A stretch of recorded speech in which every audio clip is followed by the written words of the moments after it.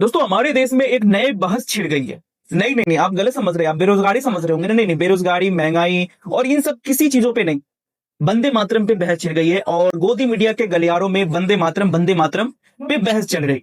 और देश में बहुत सारे मुद्दे हैं जिस पे चर्चा होनी चाहिए, उस पे नहीं हो रहा है, वंदे मातरम पे हो रहा है। वंदे मातरम सरकार ने एक फरमान जारी किया है कि वंदे मातरम अब हर किसी को गाना पड़ेगा, बंदे होके गाना पड़ेगा।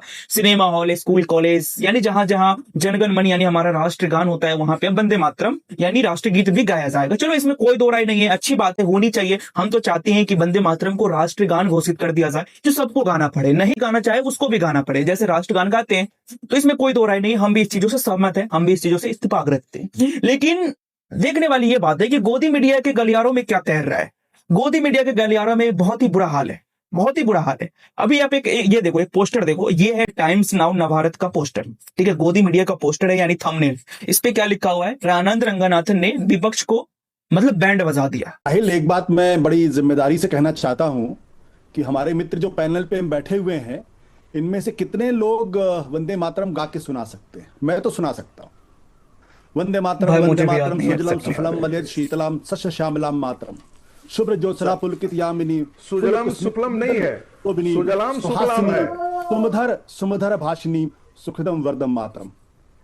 मैं चाहूंगा कि हमारे फिर गलत बोल दिया, हमारे इसको सुना थोड़ा सा प्रोनाउंसिएशन सीख लो बंधु। सुना सकता हूं। नहीं, आप 6 स्टांजा नहीं गा पाएंगे। मधुर भाषणी है, 6 स्टांजा नहीं गा पाएंगे। सीख लो। नहीं, मैं उतना में भी अशुद्ध बोला, मैंने आपको नहीं टोका, मैंने आपको नहीं टोका। भाई सुमधुर है, सुना दीजिए, सुमधुर है वो, सुना दीजिए पूरा। मैंने तो कहा जितना बोला वो भी नहीं, सुना दीजिए पूरा, वो भी सुना दीजिए जो है वो अशुद्ध बोला। चलिए सुना दीजिए, पूरा सुना दो ना फिर। चलिए सुना दीजिए, ज्ञानी बन रहे हो आप सुना दीजिए।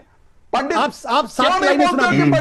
पंडित नेहरू अरे सुना दीजिए ना भाई, किया हुआ था, क्यों अरे सुना दीजिए। पंडित नेहरू का ये कुकर्म किया हुआ था।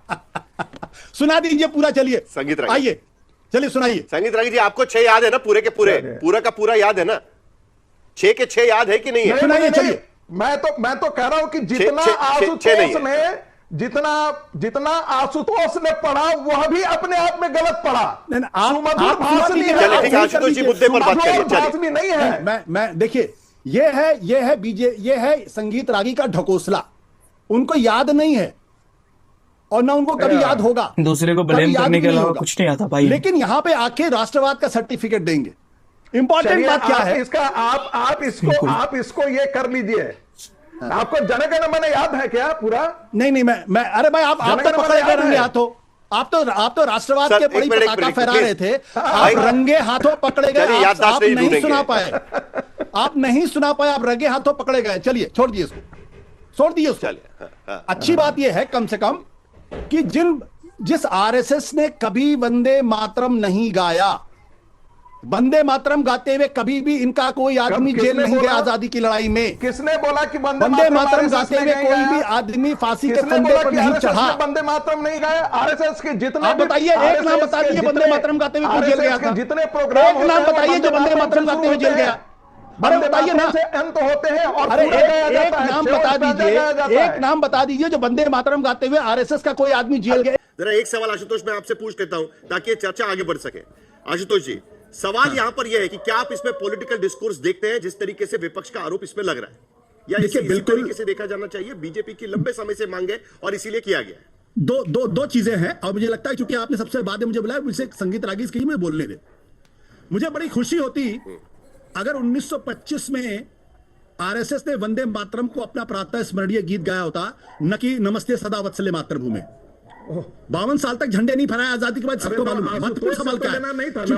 क्योंकि आज की तारीख में भारतीय जनता पार्टी, सुनिए फिर आप देखिए, भारतीय जनता पार्टी को हेडलाइन में सुन लीजिए ना, आता हूं ना आपके पास, आपकी बात सुनी ना। भारतीय जनता पार्टी को आज आप क्यों ऐसा कर रहे हैं? जरा सुन लीजिए ना। भारतीय जनता पार्टी को हेडलाइन मैनेजमेंट करना है, एफसीएन पे चर्चा ना हो, अमेरिका के ट्रेड डील पे चर्चा ना हो, नरवणे की किताब पे चर्चा ना हो, इसलिए ये अचानक ये मुद्दा लेकर खड़ा किया गया है। ये फिर खड़ा किया गया है, ये फिर मुद्दा खड़ा किया गया ताकि एफसीएन पे चर्चा ना हो, ट्रेड डील पे चर्चा ना हो, नरवणे की किताब पे चर्चा ना हो, इसलिए मुद्दे खड़ा किया गया।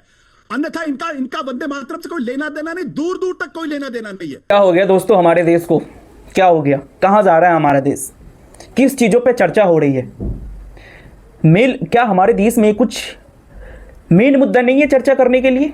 क्या हमारे देश में बेरोजगारी खत्म हो गई, महंगाई खत्म हो गई, सारी चीजें खत्म हो गई? क्या हमारे देश में एवरीथिंग ओके है, सब कुछ सही चल रहा है? जो हमें अब किसी और मुद्दों पे भटकाया जा रहा है और समझ में नहीं आ रहा है कि ये कौन से कॉलेज का प्रोफेसर है, ये संगीत रागी कौन से कॉलेज का प्रोफेसर है बताओ, जो इस तरह की बातें करता है, किसी एक पार्टी से एफिलिएट होकर उसकी बैटिंग करने लग जाता है। इसी को लोग अंधभक्त कहते हैं। और चलो ठीक है, कोई अंधभक्त बन गया ठीक है, कोई चमचा बन गया ठीक है, वो किसी न किसी पार्टी से एफिलिएटेड है। लेकिन एक बात बताओ, ये गोदी मीडिया किस पार्टी से एफिलिएटेड है? चमचे जो कांग्रेस से एफिलिएटेड है, ये अंधभक्त जो बीजेपी से एफिलिएटेड है, लेकिन गोदी मीडिया किससे एफिलिएटेड है? गोदी मीडिया क्यों फील्डिंग सेट करने पर लगी रहती है? क्यों सरकार को बचाने पे लगी रहती है? क्या हमारे देश में मुद्दे खत्म हो गए सरकार से सवाल पूछने के? भाई ये क्या चल रहा है हमारे देश में? क्या इस तरह से हमारा देश तरक्की करेगा? ठीक है, वंदे मातरम पे चर्चा हो रही है, आज से कई साल पहले की चीज़ें उखाड़ के आज चर्चा हो रहा है। वंदे मातरम लागू होना चाहिए, वंदे मातरम को राष्ट्रीय गान घोषित करना चाहिए, जैसे हमारा जनगण मन है, सबको गाना पड़ेगा और गाना चाहिए क्योंकि हमारे देश का राष्ट्रीय गान है। लेकिन बीजेपी सरकार या फिर कोई भी सरकार ये ऐसा कर ही नहीं सकती। जैसे गौ रक्षा, गौ माता के रक्षा के लिए हम लोग बहुत बड़े कदम उठा रहे हैं, किसी से सरकार के द्वारा कहा जाता है, लेकिन उसको कभी भी राष्ट्रीय पशु घोषित नहीं कर सकते। क्यों नहीं कर सकती? क्योंकि चंदा आता है वहाँ से। और सिर्फ जनता को बेवकूफ़ बनाने के लिए, जनता को मूर्ख बनाने के लिए ये सब किया जाता है, ताकि मेन जो टॉपिक है, मेन जो गरीबों का टॉपिक है, जहाँ से लोगों को दिक्कत हो रही है, उस चीज़ों से भटका के कहीं और पे लेके जाया जाए। बाकी दोस्तों आप क्या सोचते हो कमेंट्स में ज़रूर बताइएगा, कमेंट्स खुला हुआ है। और आपकी ये संगीत रागी की धुलाई कैसी लगी कमेंट्स में ज़रूर बताइएगा। और मिलेंगे किसी नेक्स्ट वीडियो में, तब तक के लिए बाय बाय।